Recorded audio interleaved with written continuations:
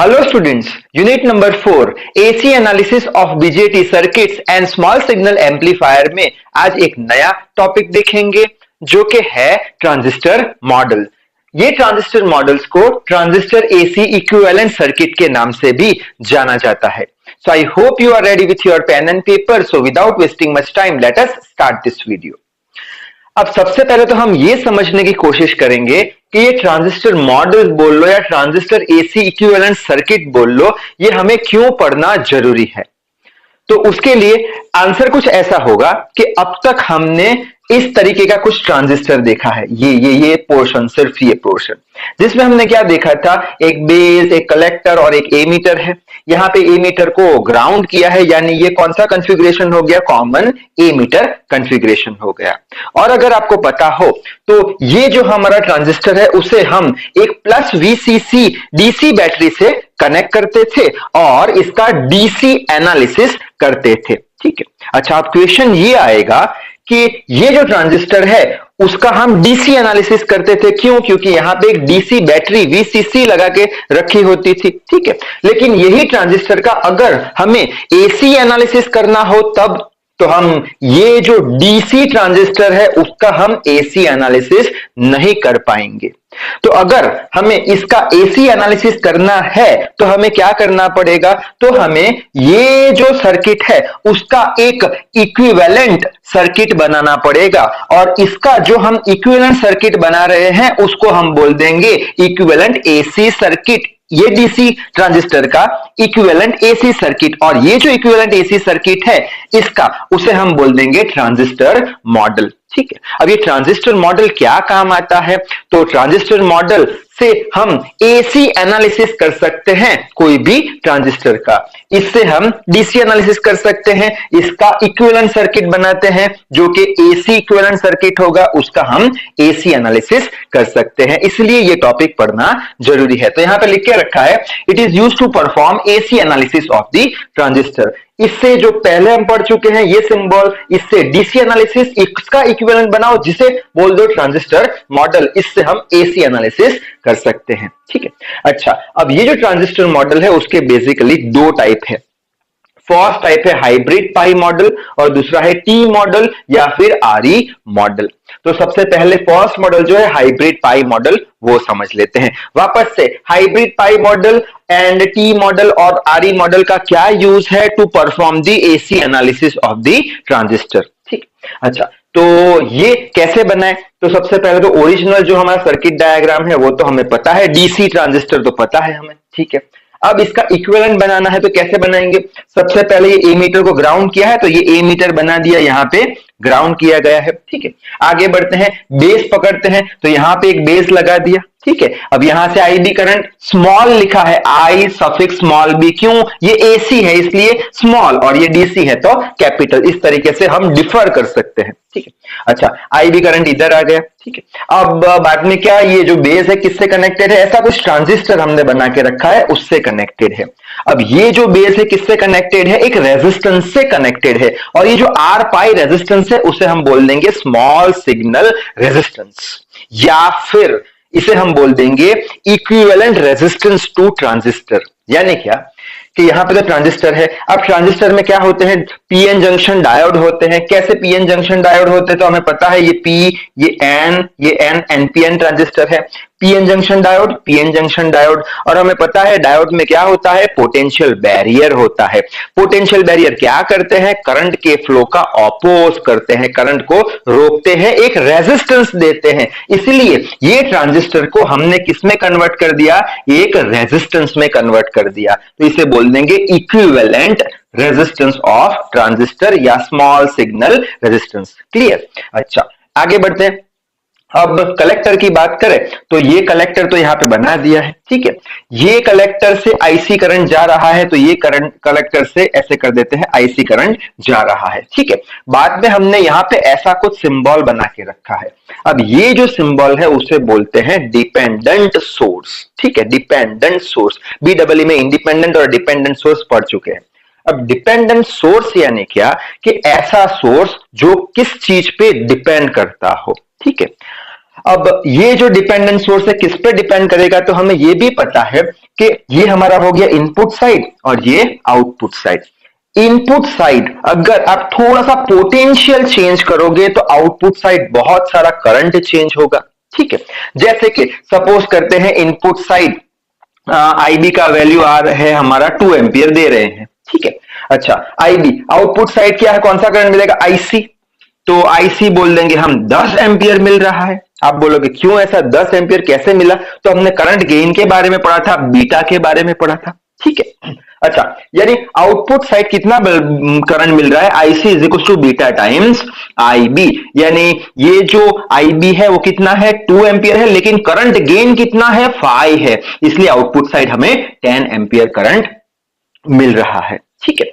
इसका मतलब क्या हुआ, इसका मतलब ये हुआ कि हमारा जो ये आउटपुट का करंट है, आउटपुट का करंट है वो किस पे डिपेंड करता है, आउटपुट का करंट हमारा ये जो है आईसी वो आईबी पे डिपेंड करता है, यानी इनपुट पे डिपेंड करता है। यानी जो आईसी करंट आ रहा है, आईसी करंट आ रहा है वो किस पे डिपेंड कर रहा है, वो इनपुट करंट आईबी पे डिपेंड कर रहा है। इसलिए यहां पे हमने एक डिपेंडेंट सोर्स बना के रखा है, ठीक है। और एरो की डायरेक्शन नीचे होगी क्यों, करंट ऐसे जा रहा है, ठीक है। यहां पे भी करंट ऐसे, तो ये डिपेंडेंट सोर्स ये डायरेक्शन में, ठीक। अच्छा, बाद में ये इमीटर से आई करंट, तो ये इमीटर से आई करंट, और आउटपुट पे हम एक रेजिस्टेंस लगा देते हैं जिसे आउटपुट रेजिस्टेंस बोल देंगे, या फिर कोई लोड का रेजिस्टेंस हम बोल देंगे। तो इस तरीके से हम इसका इक्विवेलेंट सर्किट डायग्राम बना सकते हैं, जिसे बोल देंगे ट्रांजिस्टर मॉडल या फिर इक्विवेलेंट एसी सर्किट, जिसका हम एसी एनालिसिस कर सकते हैं, ठीक है। अब एसी एनालिसिस कैसे करें, तो 3 पॉइंट आपको याद रखने हैं, कौन से, तो यहां पे सबसे पहले तो हम ये जो स्मॉल सिग्नल रेजिस्टेंस है इसका वैल्यू फाइंड करेंगे, ये जो आउटपुट रेजिस्टेंस है उसका वैल्यू फाइंड करेंगे, और ये डिपेंडेंट सोर्स जो है बीटा आईबी जिसे बोलते हैं। क्यों बीटा आईबी, क्योंकि मैंने क्या बोला, यहाँ पे जो आउटपुट का करंट है, आउटपुट का करंट है वो किस पे डिपेंड करता है, वो इनपुट पे डिपेंड करता है। तो इनपुट पे डिपेंड किया, कितने गुना बढ़ता है, कितने गुना बढ़ता है, ये बाहर का ये आउटपुट का करंट बीटा गुना बढ़ता है, तो यहां पे लिखा मैंने बीटा टाइम्स आईबी, ठीक है। अच्छा, या फिर इसे जीएम इंटू वीबीई बोलते हैं। तो यहां पे 3 चीजें हमें समझनी है, एक तो आर पाई जो हो गया small signal resistance, output signal, और ये जीएम का मतलब क्या है, वीबीई तो हमें समझ में आता है, वीबीई यानी क्या, इनपुट का पोटेंशियल बेस और इमीटर के बीच का, जीएम एक नई चीज है वो देख लेंगे, ठीक है। तो सबसे पहले आर पाई की बात करें, जिसे बोलते हैं स्मॉल सिग्नल रेजिस्टेंस, ठीक है। अब इसका वैल्यू ये है, क्यों ये है, क्योंकि हमें पता है ohm's law, R is equals to V by I, ठीक है, R is equals to V by I, ठीक है।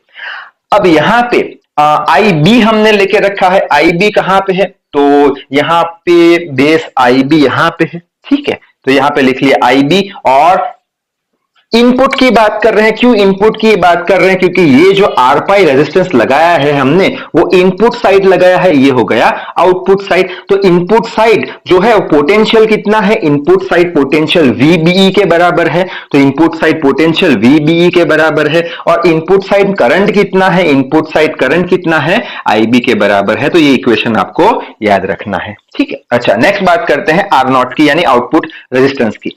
आउटपुट रेजिस्टेंस का फॉर्मूला वापस से ओम्स लॉ लगाएंगे, क्या, R is equal to V by I, ठीक है। अब वी की जगह मैंने लिखा है वीए, वीए को बोलते हैं अर्ली पोटेंशियल, समझेंगे, और आई एस लिखा है आई की जगह, इसे बोलते हैं सैचुरेशन करंट। अब ये इक्वेशन कैसे लाए वो समझ लेते हैं। तो हमने ऐसे कुछ कैरेक्टरिस्टिक पढ़ी थी, ठीक है, आउटपुट कैरेक्टरिस्टिक्स ट्रांजिस्टर की, और ऐसे करके एक लोड लाइन बनाई थी, एसी लोड लाइन और डीसी लोड लाइन, जब हम सीखे थे तब। अच्छा, और ये हमारा होता था एक्टिव ट्रांजिस्टर का रीजियन, ठीक है, ये हो जाता था सैचुरेशन करंट, ठीक है, और यहां पे एक रेजिस्टेंस आर नॉट है, आउटपुट का रेजिस्टेंस, ठीक है। अच्छा, अब आर नॉट क्या हो गया, आर नॉट हो गया V A by I S, V A यानी क्या, अर्ली वोल्टेज, इतना जल्दी का वोल्टेज जब करंट सैचुरेट हो जाए, यानी कि यहां पे देखूंगा तो ये V है, तो ये हो गया अर्ली वोल्टेज, सबसे अर्ली, सबसे ज्यादा पहले का वोल्टेज जब करंट सैचुरेट हो जाता है, ठीक है, IS यानी सैचुरेशन करंट। वापस से यहां पे देखेंगे तो ये क्या हो जाएगा, अर्ली वोल्टेज, कि कितना जल्द, कितने कम या कितने जल्दी पोटेंशियल पे करंट सैचुरेट हो जाता है, और यहां पे ये हो गया अर्ली वोल्टेज, ये अर्ली वोल्टेज पे करंट IS हो गया, तो ये हो गया अर्ली वोल्टेज और ये वोल्टेज पे करंट हो गया सैचुरेट यानी बड़ा नहीं। ठीक है, अच्छा अब थर्ड पॉइंट की बात करते हैं जो कि है GM। अब GM को क्या बोलते हैं, याद रखना, GM को बोलते हैं ट्रांस कंडक्टेंस। ठीक है, ट्रांस कंडक्टेंस। अब ट्रांस कंडक्टेंस यानी क्या, अब अगर हमारे पास कोई कंडक्टर हो जैसे कि कॉपर है, एल्यूमिनियम है, तो उसको रिप्रेजेंट करेंगे कंडक्टेंस। ठीक है, कंडक्टर के लिए। अगर हमारे पास ट्रांजिस्टर हो तो उसको क्या बोलेंगे, उसको हम बोल देंगे ट्रांस कंडक्टेंस यानी ट्रांजिस्टर का कंडक्टेंस। ठीक है, ट्रांस कंडक्टेंस यानी GM। ओके, अब क्या करें, वापस से हमें पता है R is equal to V/I। ठीक है, अब ट्रांस कंडक्टेंस यानी क्या, ये क्वेश्चन दिमाग में आएगा। तो ट्रांस कंडक्शन यानी क्या, याद रखना एक बात कि वो हमेशा जो रेजिस्टेंस है उसका रेसिप्रोकल होगा। Transconductance is reciprocal of resistance यानी R is equal to 1/GM। ठीक है, transconductance reciprocal of resistance. ठीक है, अब GM क्या हो जाएगा, GM ये R का वैल्यू क्या है, V/I है, और R और GM एक दूसरे के रेसिप्रोकल है यानी GM क्या हो जाएगा, I/V हो जाएगा। ठीक है, अच्छा अब GM यानी ट्रांस कंडक्टेंस की बात करें तो यहाँ पे I क्या हो जाएगा, IC। अब IC क्यों लिखा हमने, तो यहाँ पे आउटपुट साइड पे आ जाओ। ठीक है, IC। ठीक है, IC। और दूसरा कौन सा है, VBE लिखा। VBE कौन सा, ये वाला साइड। ठीक है, अब क्वेश्चन आएगा कैसे आउटपुट और इनपुट अलग अलग लिखे आपने। ठीक है, तो अब भी हमने डिस्कस किया था क्या कि अगर आप इनपुट पे स्मॉल पोटेंशियल चेंज करते हो तो आउटपुट पे करंट का वैल्यू बहुत ज्यादा चेंज होने वाला है। ठीक है, इसलिए इसे एम्प्लीफिकेशन के तौर पे यूज किया जाता है। इनपुट पे स्मॉल पोटेंशियल चेंज किया, आउटपुट पे बहुत सारा करंट चेंज होगा। ठीक है, यानी ये हमारा हो गया आउटपुट साइड, किसकी वजह से हुआ, इनपुट के चेंज की वजह से। तो यहां पे मैंने क्या लिखा, आउटपुट साइड कितना करंट चेंज हुआ, तो मैं बोलूंगा आउटपुट साइड कौन सा हो गया हमारा, ये आउटपुट साइड IC है। ठीक है, और ये IC क्यों चेंज हुआ, क्योंकि ये V इनपुट साइड, ये इनपुट साइड है हमारी, ये इनपुट साइड VBE इसको थोड़ा चेंज किया, इसलिए इसको थोड़ा चेंज किया इसलिए। आई होप आपको समझ में आ गया होगा। ठीक है, तो नेक्स्ट मॉडल अब देख लेते हैं कौन सा है, T मॉडल या फिर RE मॉडल भी उसे बोलते हैं। कैसे कर बनाएंगे, ये हमारा DC वाला ट्रांजिस्टर है, उसका इक्विवेलेंट बनाना है। ठीक है, कैसे, तो सबसे पहले ये जो बेस B लिख दिया, यहां से बेस में से IB करंट गया। ठीक है, अच्छा बाद में क्या किया, यहां पे ये RE लगा दिया, किसका RE है, ये इसका ट्रांजिस्टर का पोटेंशियल बैरियर है, इसलिए करंट को वो अपोज करेगा, तो ये भी अपोज करेगा, RE स्मॉल सिग्नल रेजिस्टेंस। ठीक है, अच्छा बाद में इसमें से I करंट फ्लो हो रहा है, तो हाँ I करंट फ्लो हो रहा है। बाद में यहाँ पे आउटपुट साइड IC ये किस पे डिपेंड करता है, IB इनपुट साइड पे डिपेंड करता है, बीटा टाइम्स बढ़ जाता है, तो यहाँ पे क्या बना दिया, डिपेंडेंट सोर्स बना दिया, जिसे GM इंटू VBE बोलते हैं। GM को क्या बोलते हैं, ट्रांस कंडक्टेंस, जो रेसिप्रोकल होता है रेजिस्टेंस का। ठीक है, अच्छा अब हमें इसकी वैल्यू तो पता है, बीटा क्या होता है, करंट गेन, अभी पढ़ गए, करंट गेन 5 गुना बढ़ गया आउटपुट साइड। ठीक है, उसी तरीके से अल्फा एक नया टर्म है जिसे बोलते हैं वोल्टेज गेन। करंट गेन जैसा होता है, आउटपुट पे ज्यादा करंट मिलता है, ऐसे आउटपुट पे वोल्टेज भी ज्यादा मिलता है, वोल्टेज गेन होता है। तो जो रिलेशनशिप है करंट गेन और वोल्टेज गेन के बीच का, वो ये रिलेशन है, क्या है कि voltage gain is equal to current gain divide by 1 plus current gain. अब इसका डेरिवेशन आपके सिलेबस में है नहीं, सिंपली आपको ये याद रखना है। ठीक है, अब इसकी बात करें GM इंटू VBE की, तो यहां पे लिखा है GM इंटू VBE। ठीक है, GM तो लिख दिया, V इज इक्वल टू क्या होता है, V इज इक्वल टू होता है IR। ठीक है, तो यहां पे IR लिख लिया। ठीक है, अच्छा अब RE की बात कर रहे हैं, क्यों RE, क्योंकि यहां पे एक ही रेजिस्टेंस है जो कि RE है। RE कौन सी साइड है, RE एमीटर साइड है। ठीक है, अगर आप RE लिख रहे हो तो उसमें से कौन सा करंट फ्लो होगा, एमीटर का करंट, यानी IE आपने लिख लिया। ठीक है, अच्छा अब GM इंटू RE को यहां ले जाएंगे और I कर देंगे, तो GM इंटू RE जो है उसे हम बोल देंगे वोल्टेज गेन, जिसे अल्फा से रिप्रेजेंट करते हैं। तो एग्जाम में आपको यहां तक लिखने आना है टू गेट दी 7 मार्क्स। तो इस वीडियो में बस इतना ही। So till then read hard, work hard. Thank you very much.